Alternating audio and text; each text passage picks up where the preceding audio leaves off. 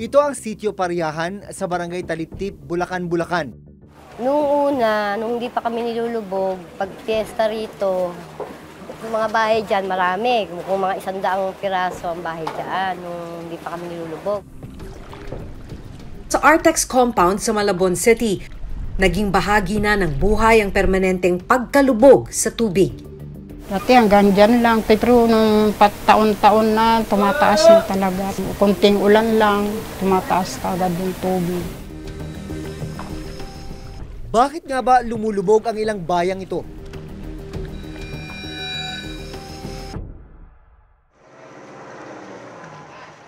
May mga lugar dito sa Bulacan na ito lang yung tanging paraan para marating mo. Kailangan mong sumakay ng bangka. Pupunta kami ngayon sa Sitio Pariahan. Ang biyahe namin nasa 30 minuto. Bibisitahin namin ang Sitio Pariahan.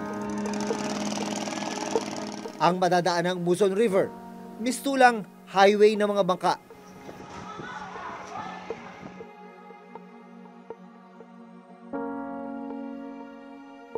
Ilang saglit pa, narating na namin ang Sitio Pariahan. Malayo pa lang, kapansin-pansin na ang mga bahay na nakatayo sa tubig. Dati-rati may 2 school building dito sa Sitio Pariahan. Pero ngayon, yan na lang yung natira sa isa sa mga school building. Mga pader na lang. Wala na mga bubong, wala na mga bintana. Hindi na ginagamit yung mga yan, abandonado na. Kaya yung mga bata rito, kailangan pong bumiyahe ng malayo para lang makapag-aral. Kwento ni DJ, grade 7 student. Nakapag-aaral pa siya sa eskwelahan ng Sitio Pariahan mula kinder hanggang grade 3. Pero mula nang masira ito dahil sa bagyo at unti-unting malubog sa tubig, hindi na ginamit ang mga gusali. Wala na pong pumupunta po dito ng teacher eh. Pero may paaralan pa rin dyan? Opo, kaso po nilulubog na po. Okay. Pero wala na nagkaklase. Wala na po.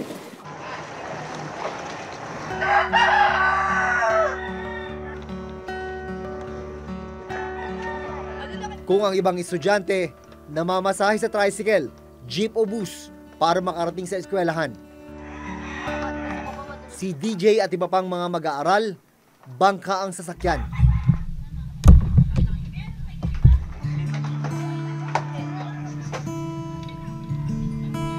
Kung tutuusin, hindi ilog o dagat ang kanilang lugar. Dati raw itong palayan at may nilalakaran pa silang lupa. Pero mula nang pasukin sila ng tubig mula sa dagat at mga kalapit na palaisdaan, lumubog na raw ang buong Sitio Pariahan.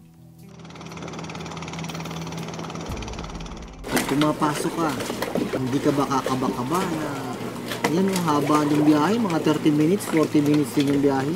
Hindi po. Saka po sabi po kasi ni Papa, pag sinay naman po daw kami lumangoy, huwag daw po kami matakot. Para po makapasok po kami. Sa mga araw na masama ang panahon, napipilitan daw siyang mag-absent sa klase. Kung minsan-minsan po, pag malakas po ulan, nababasa po kami. Minsan-minsan po, di na po kami nakakapasok dahil po sa basa po kami. Hindi na tumutuloy yung bangka? Hindi na po, kasi po may laki po alon. Minsan-minsan po may hangin. Araw-araw, gumagastos ang mga estudyante gaya ni DJ ng 40 pesos para sa pamasahe balikan sa bangka.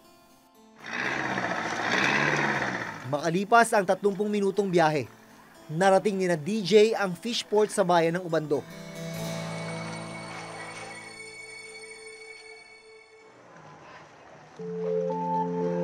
Pati ang kanilang simbahan, nilamon na rin ng tubig. Nakaapa ka na ba niyan? Nakaapak na po. Yan ba yung pinakamataas na tubig dito? Tumataas pa yan? Tumataas pa po yan. Hanggang saan? Hanggang dito po. Yan, lubog ka na talaga? Lubog na po. Yan, nakikita nyo sa aking likuran, yan yung simbahan ng Sitio Pariahan. Kalahati na ng simbahan ang lubog sa tubig. Pero kahit na lubog sa tubig, ay nagkakaroon pa rin ng misa dyan. Yun nga lang, 1 beses na lang kada 1 buwan.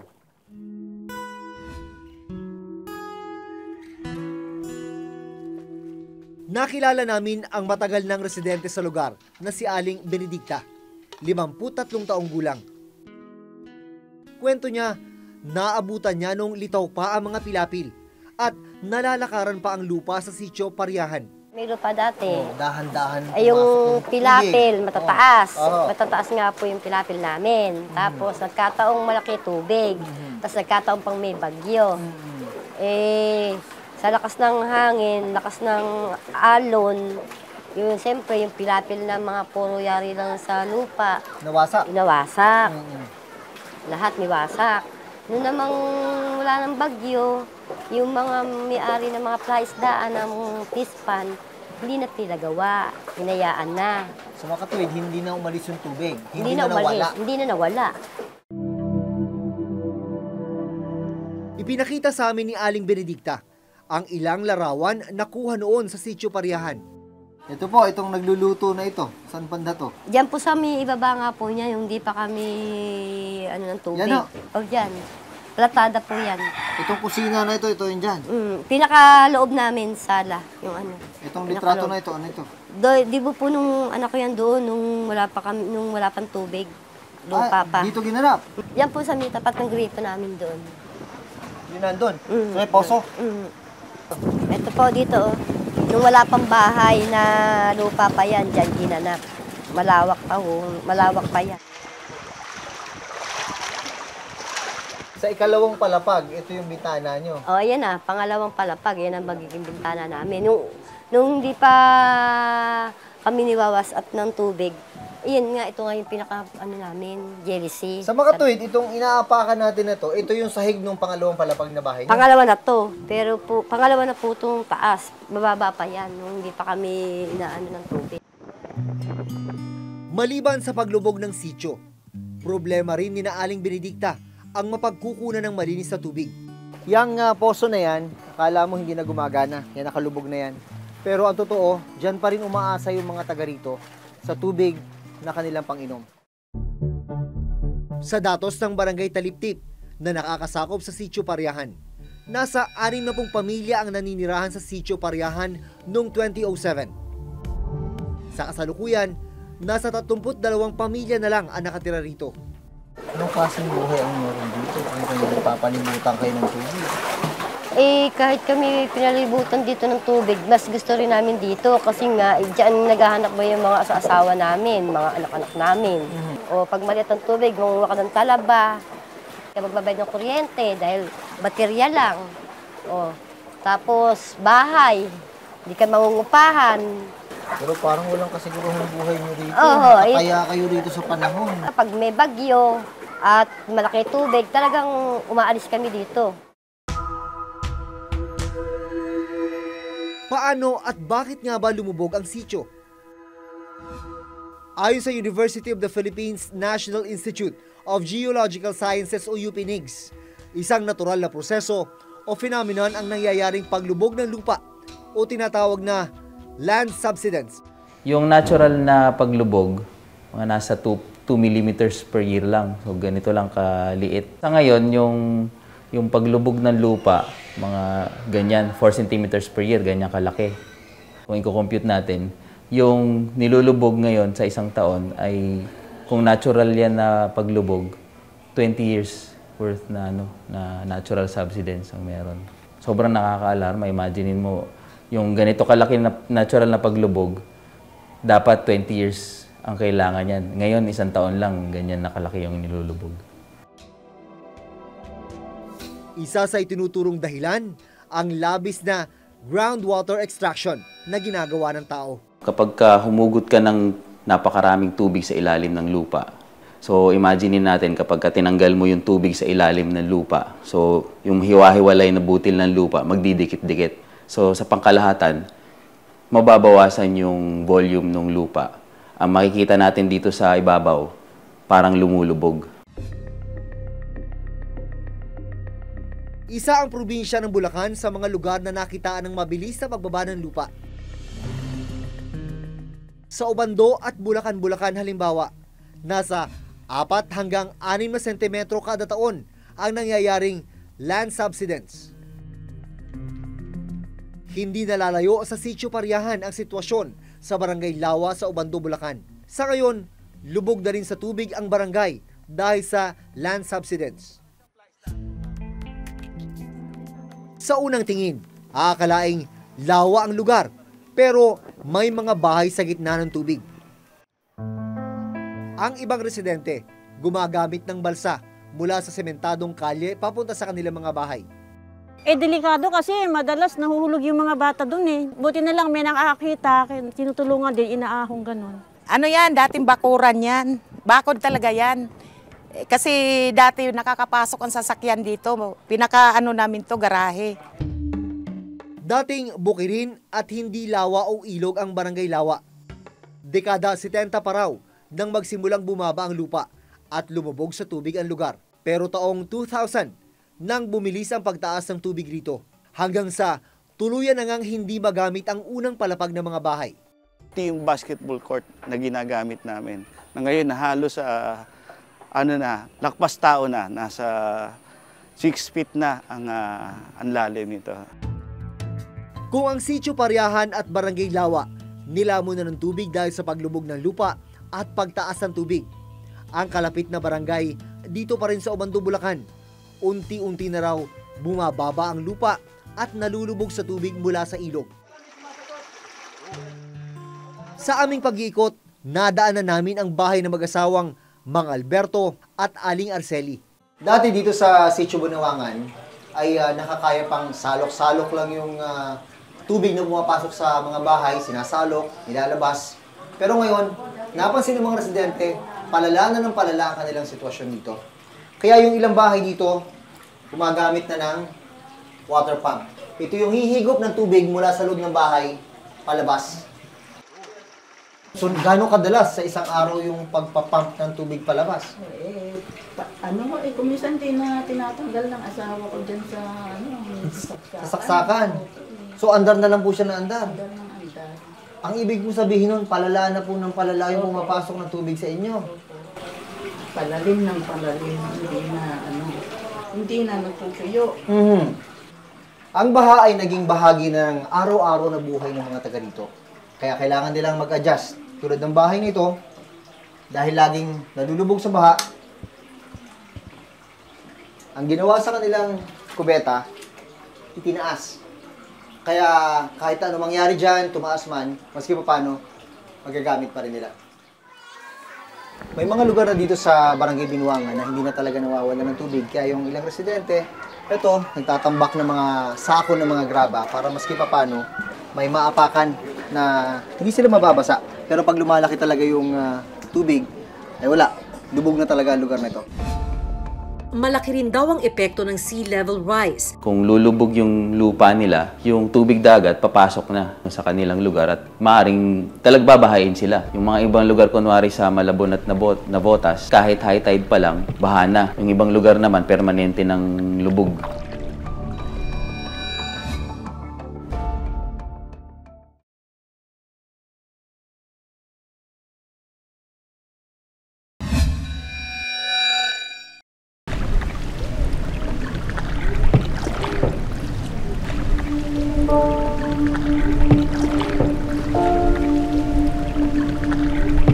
Sa Artex compound sa Malabon City, naging bahagi na ng buhay ang permanenteng pagkalubog sa tubig.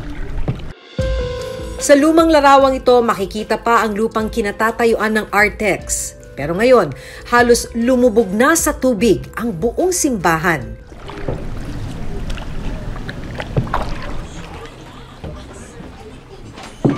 Dating nagtatrabaho sa Artex Textile Mills Corporation ang asawa ni Aling Flor. Dati hanggang dyan lang, pero nung taon-taon na, tumataas na talaga. Tuwing kunting ulan lang, tumataas agad yung tubig. May sakit sa buto ang asawa ni Aling Flor na si Mang Rafael.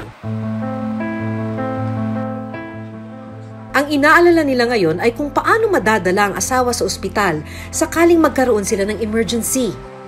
Dadalhin sa ospital, dadalhin sa sinten, di madala-dala kung wala akong magbubuhatin, isasakay sa bangka. Tapos pagdating naman sa bangka, pagbababa naman doon, bubuhatin naman doon sa gate, hanggang sa isasakay naman sa sasakyan. Kung may kalsada sana, maganda, hindi mahirap, di ba?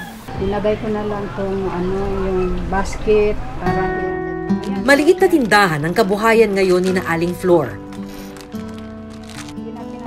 At dahil walang matapakang lupa, gumawa sila ng lubid o tali na magtatawid ng paninda sa bumibili.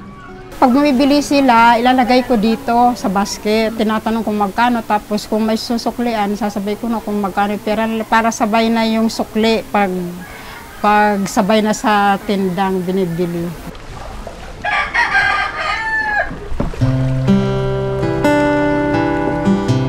Kailangan din nilang bilhin maging ang tubig na panggamit sa araw-araw.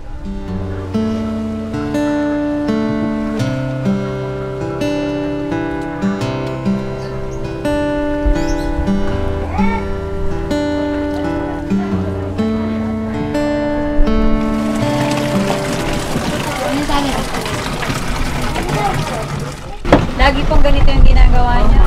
Araw-araw. Nag-iigib, masakay sa bangka para may pampaligo, panglaba, panghugas ng mga lato. Sa pag-aaral ng UP National Institute of Geological Sciences o UP-NIGS, mula taong 2003 hanggang 2011, nasa 2 hanggang 4 na sentimetro ang pagbaba ng lupa sa Metro Manila. Kabilang sa mga tinatawag na hotspots ang Malabon City, kung saan matatagpuan ang Artex Compound. Malaki rin daw ang epekto ng sea level rise. Kung lulubog yung lupa nila, yung tubig dagat papasok na sa kanilang lugar at maaaring talagbabahain sila. Yung mga ibang lugar, kunwari sa Malabon at Navotas, kahit high tide pa lang, baha na. Yung ibang lugar naman, permanente ng lubog. Sa mapang ito mula sa UP Resilience Institute, makikita ang posibleng mangyari sa ilang lugar sa Metro Manila sa taong 2060 at taong 2110. Lubog na ng 2 metro ng lalim ng tubig ang ilang lugar sa Malabon, Navotas at Maynila sa taong 2060. Sa taong 2110 naman, nasa 4 to 10 meters na ang lalim ng tubig sa ilang lugar sa NCR. So paglubog ng lupa, pinapasok yung tubig mula sa dagat from high tide and sea level rise. So yun yung ginawang simulation and nakita na maraming parte ng coastal Metro Manila, gaya ng Navotas, Malabon at Manila City, ay babahain na kaagad. Dahil hindi mapipigilan ang paglubog ng lupa, may mga maaaring gawin daw para mapabagal ang paglubog ng lupa. Isa na rito ang pagkontrol sa pagkuha ng groundwater. One of the major causes din, maraming deep well. Pag nag-overpumping ng deep well, bumababa yung lupa, land subsidence na. Kaya dapat magkaroon na ng water system para hindi na dependent on overpumping ng deep wells. Dapat i-map out na, ilagay sa mapa kung saan yung affected areas. Magpatulong sa mga geotechnical experts, structural engineers, geologists, how it can be done. Bago mag-construct, tignan muna yung condition ng soil. Kaya magkaroon ng geotechnical studies, soil boring test. Kung masyadong malambot yung lupa, pag-construct mo, magkaroon ng grouting, yung injection ng concrete sa lupa. Ayon sa lokal na pamahalaan ng Bulacan, may ginagawa na sila para tugunan ang problemang nararanasan sa Sitio Pariahan, Barangay Lawa at Barangay Binuangan.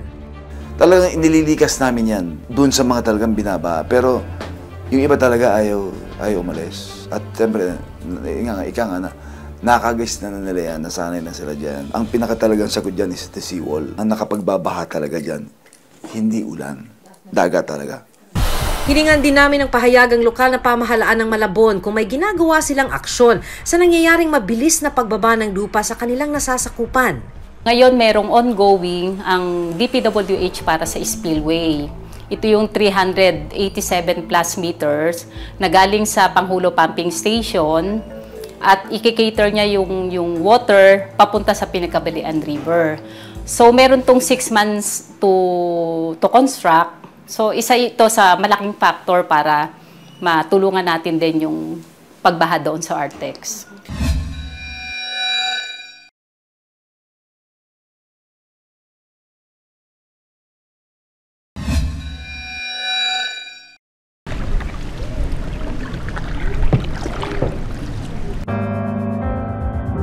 Sa nangyayaring mabilis na pagbaba ng lupa dulot ng labis na pagkuha natin ng groundwater at ng patuloy na pagtaas ng lebel ng tubig sa dagat, ito na ba ang magiging hinaharap ng ating mga bayan at syudad may magagawa pa ba tayo para mapabagal ang natural phenomenon na ito? Ultimately, usapin to ng disaster risk. Yung mga tao na apektado ng hindi lang sa land subsidence, kundi yung magiging epekto na rin ng climate change. Ang pinaka-apektado ay yung mga pinakamahirap sa atin. Kailangan, bukod sa paghanap ng mga paraan para i-mitigate yung effects ng mga natural hazards, kailangan din nating siguraduhin na yung mga komunidad ay maging resilient. Mami-minimize yung epekto sa kanila, maaari silang makabangon ulit. Hanggang sa susunod na Huwebes, ako si Maki Pulido. Ako si Jun Veneracion at ito nakatala sa aming Reporter's Notebook.